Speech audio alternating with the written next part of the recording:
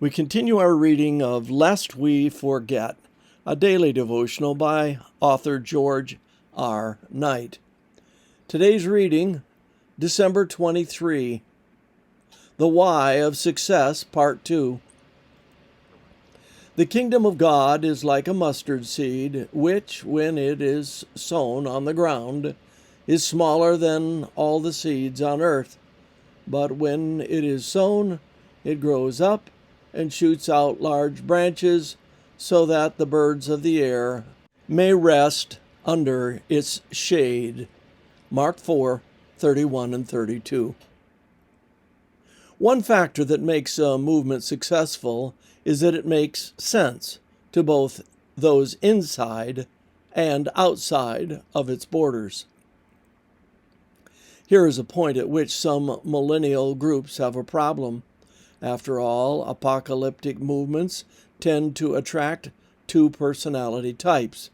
On the one hand, we find the rationalism that unpacks the biblical prophecies and develops the apocalyptic scheme of events.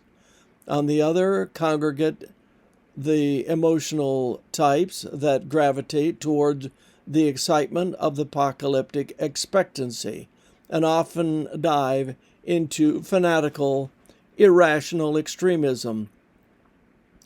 A movement disintegrates whenever the rational forces are not strong enough to stem the forces of irrationalism and emotionalism. It was in that area that the spiritualizers' wing of Adventism came to nothing. To put it bluntly, once the fanatics and nuts get in charge, the movement spins out of control and loses direction.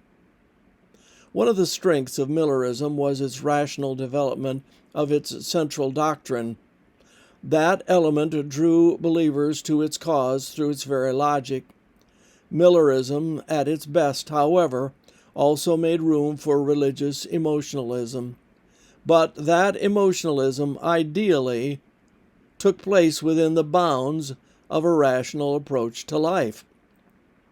The combination gave both vitality and stability to the movement and heightened its appeal.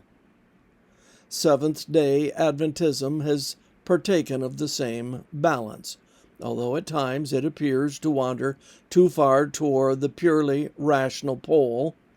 Both Millerism and Seventh-day Adventism, of course, have had their excitable and fanatical elements, but the stability of their success can largely be attributed to their ability to appeal to the rational element in people. Thus, they have aimed at converting people to the truth. And I have to admit that as an adult convert from a reasoned agnosticism to Seventh-day Adventism, one thing that appealed massively to me in the Adventist message was that it made sense in a mixed-up world. As a 19-year-old, I found the logic and coherence of the denomination's major teachings to be compelling. They not only made sense, but they held together as a package of hope in a God of love, who will bring about the end of the mess of sin in a manner that is in harmony with his character. This concludes our reading today of Lest We Forget. If you would like to continue to receive these messages, please let me know. We'll be starting a new year shortly.